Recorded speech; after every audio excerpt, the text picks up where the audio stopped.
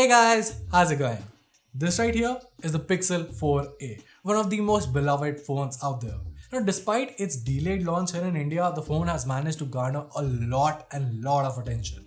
Now, I've been using it as my daily driver, along with sometimes using it as my secondary phone for quite some time now, and I have a lot of thoughts. I mean, wherever you go and whomsoever you ask, everyone will say that the Pixel 4a is, well, it's not for everyone. But who exactly is it for?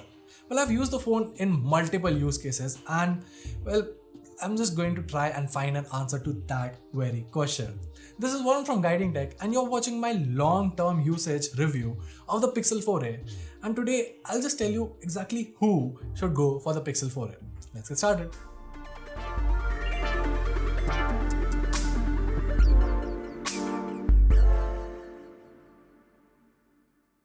Okay, so just to clear something out, I won't be talking about the specifications and all that stuff because let's be honest, we are way past all that time and you probably already know what you'll be getting in this package.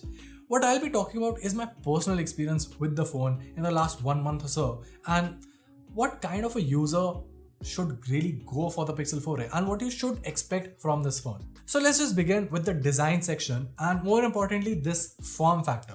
I mean, I just absolutely love it. Sure, the iPhone 12 mini might feel a bit better, but I still have to lay my hands on that. But for what I've used, the Pixel 4a seems just perfect, like absolutely perfect. I've said it on multiple times that the 5.6 inch to the 5.8 inch is the sweet spot for displays out there, and the Pixel 4a absolutely nails it. Sure, I use the OnePlus 8 Pro with me as well, but while the bigger display and the higher refresh rate looks good, this feels so much more practical. The phone is lightweight and just fits in perfectly in one hand. And while I'll get to the camera part in a bit, this just feels like the perfect form of a point and shoot camera. Now trust me, I'm not saying that you should go out and do this, like please don't do this, but the Pixel 4a is a phone that you can use while driving as well. Basically performing any sort of activities because it's so lightweight and the 100 usage comes in so handy.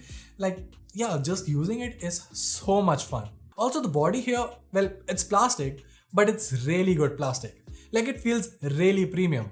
I mean, if you ask me, I would any day, without even thinking about it, pick this sort of a finish over any sort of those budget cheap plastic and glass finishes that these 10,000 to 20,000 smartphones offer. Like, those feel very cheap. This, despite being a polycarbonate plastic bag, feels much more premium. And yeah, this is just something that gives you that essence of premiumness despite not being premium.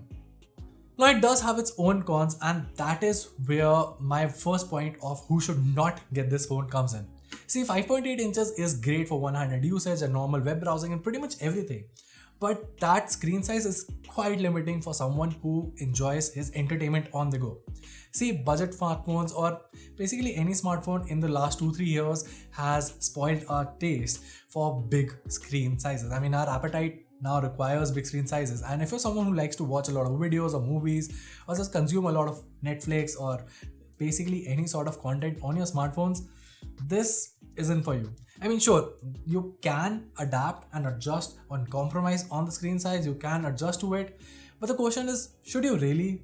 I mean, if entertainment is what really matters to you, you can easily get a bigger screen size smartphone for much cheaper that will fulfill your entertainment needs. If you're someone who likes to watch a lot of movies, this isn't for you.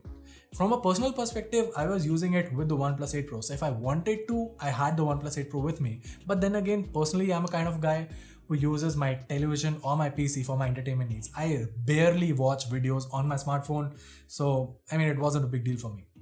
Now moving along, there's the performance part, and I know a lot of you guys will go around saying like, oh my god, Snapdragon 730G on a 32,000 smartphone, that's just absurd. And well, I kind of agree with you.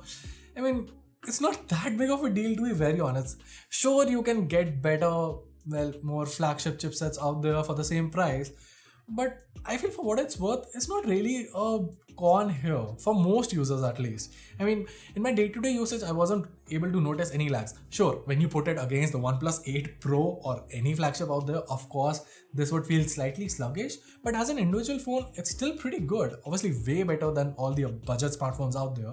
The performance on this thing has been great, apps load up quite snappily, and multitasking with the 6GB of RAM is pretty good. I mean, sure, you can get smartphones with 8 GB or even 12 GB of RAM, but I still feel 6 GB is kinda enough for most users out there. But then again, there is the other side of the story as well, which brings us to the fact that if you're a gamer or a performance enthusiast, definitely the Pixel 4a is not for you. I mean, for the same price, you have the options like the Realme X2 Pro. So yeah, those phones are meant for, well, performance enthusiasts who want to game on the devices as well. This, I mean, the display in itself is not meant for gaming, and the processor, of course, also suggests that. Sure, 730G can do some bit of gaming on it, like, but then again, it's not a phone meant for gamers. A lot of you guys have been asking me about overheating, and while it doesn't overheat per se, it does get warm, but then again, that's kind of a fair trade-off for its form factor, so it's fine.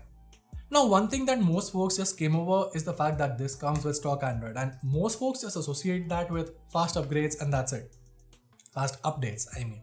And okay, while that is just a brief of it, trust me, there's much more to that story.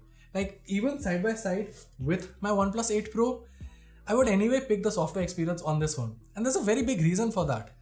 See, Android is Android, and by nature, it will be buggy. It is what it is. But I've faced very few bugs on the Pixel 4a if I put it against the OnePlus 8 Pro, basically any Android smartphone out there. The software experience is so well tuned that you hardly face any bugs. And when it comes to features, just install any app out there, root it, install any custom framework like Expose framework, or you want to root it using Magisk. Everything works completely perfectly without any bugs, no issues whatsoever, and that is a big plus. You want to install any mods, you want to install any third-party apps, whatever you want, everything works very well on stock Android. And then you add in the factor of fastest, like literally the Pixel devices are the first to receive any sort of updates, so there's that as well.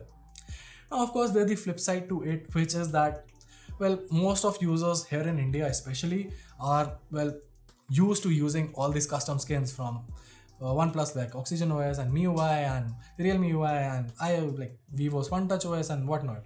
The whole point of all these custom skins is that they come with a lot of features bundled inside the skin.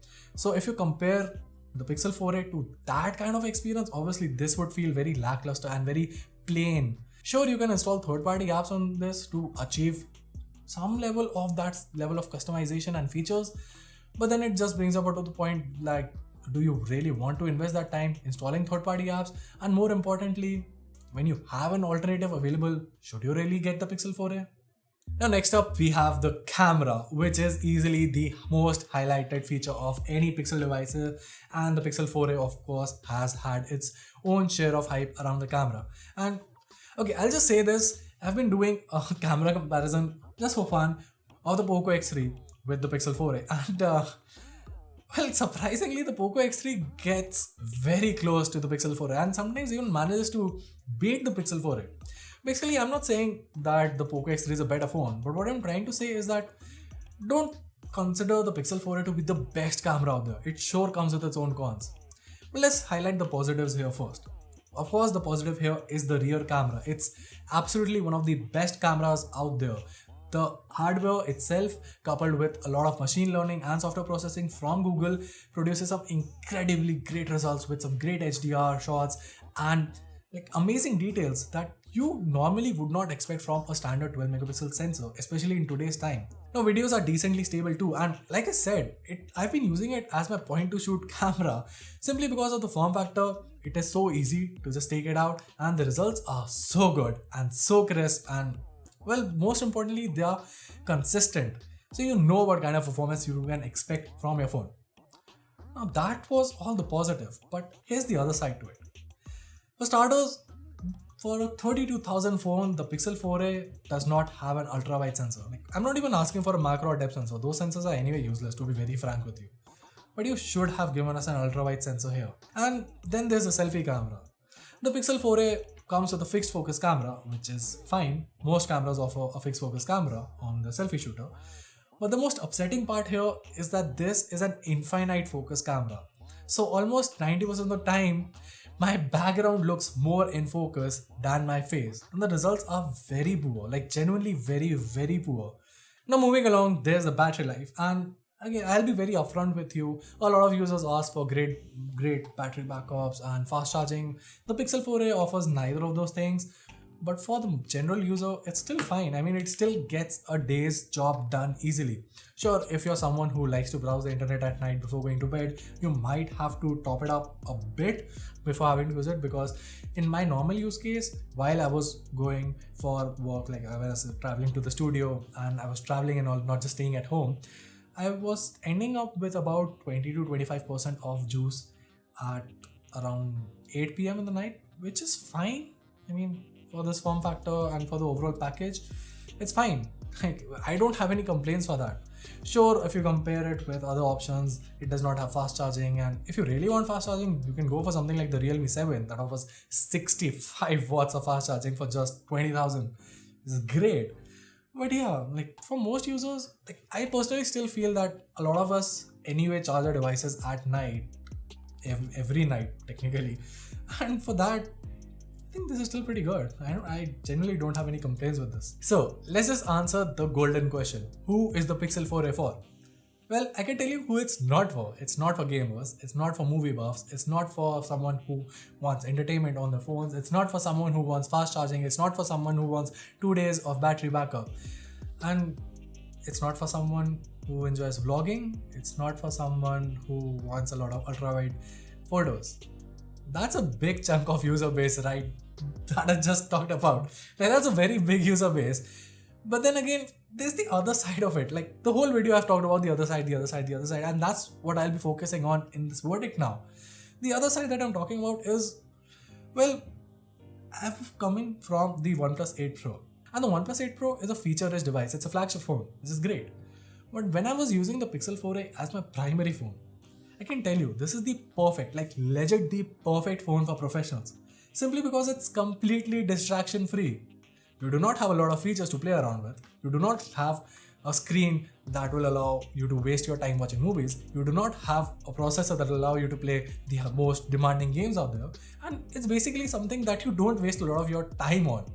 I know that sounds a lot like restricting yourself, like you're spending more than you would if you compare it with a budget device. Like, sure, a lot of you guys would be like, yeah, I can just get a Poco, or I can get a Realme, or basically any smartphone out there. So why should I spend almost double the price for a phone that limits my usage to half? But there's the other side of it that I'm saying. The other side here is that this is a very professional and a more focused device. It makes you focus more on the things in front of you and focus more on your work. I've been getting more videos done just like that because I've been able to focus more on my work. And that is the kind of experience that the 4A offers. It's there, it performs for you when you need it, for the things that are essential to you, for the things that matter. And that's the whole verdict of it. As a secondary phone, the Pixel 4a is the best phone out there, like legit the best. Whether you're an iOS user or an Android user, the Pixel 4a is legit the best secondary phone out there.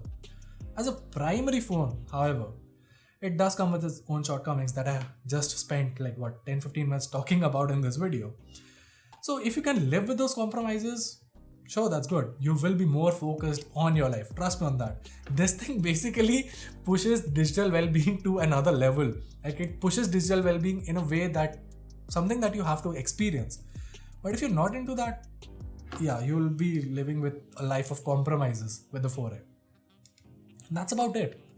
If you like this review, make sure to let us know by giving us a thumbs up and subscribing to our channel for more tech videos like this. Also, if you thought that I was just ranting about and yeah, maybe I was a little bit harsh on the phone, let me know in the comments below, and sure, I would love to have a chat with you guys. But for what it's worth, I think I'll be keeping the Pixel 4a because I still love it. Yeah, as a secondary phone. Cheers.